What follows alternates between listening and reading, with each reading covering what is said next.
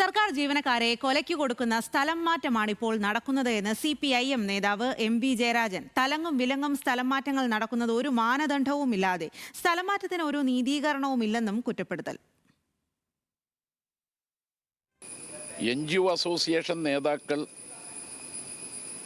മന്ത്രിസഭാ രൂപീകരണത്തിന് മുമ്പ് ഞങ്ങളിതാ അധികാരത്തിലെത്തിയിരിക്കുന്നു, 102 സീറ്റിൻ്റെ ഭൂരിപക്ഷം UDFന് നേടാൻ കഴിഞ്ഞിട്ടുണ്ട്. ഇനി ഞങ്ങൾ എഴുതിത്തരുന്ന ട്രാൻസ്ഫറുകൾ നിങ്ങൾ നടത്തണം എന്ന് പറഞ്ഞുകൊണ്ടാണ് ഉദ്യോഗസ്ഥന്മാർക്ക്, വിവിധ വകുപ്പ് മേധാവികൾക്ക് കത്തുകൊടുത്തത്. അന്നു മുതൽ ആരംഭിച്ചതാണ് ഈ ട്രാൻസ്ഫർ.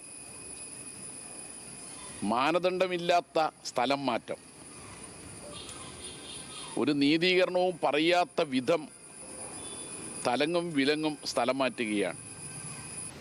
ചുരുക്കത്തിൽ UDF സർക്കാർ അധികാരത്തിൽ വന്നതിന് ശേഷം സർക്കാർ ജീവനക്കാരെ കൊലക്കു കൊടുക്കുന്ന ട്രാൻസ്ഫറാണ് ഇപ്പോൾ നടന്നു വരുന്നത് എന്നത് കണ്ണൂർ ജില്ലയിലെ ഈ 2 ഉദാഹരണങ്ങളും തൊട്ടയൽ ജില്ലയിലെ 2 ഉദാഹരണങ്ങളും വ്യക്തമാക്കുന്നുണ്ട്.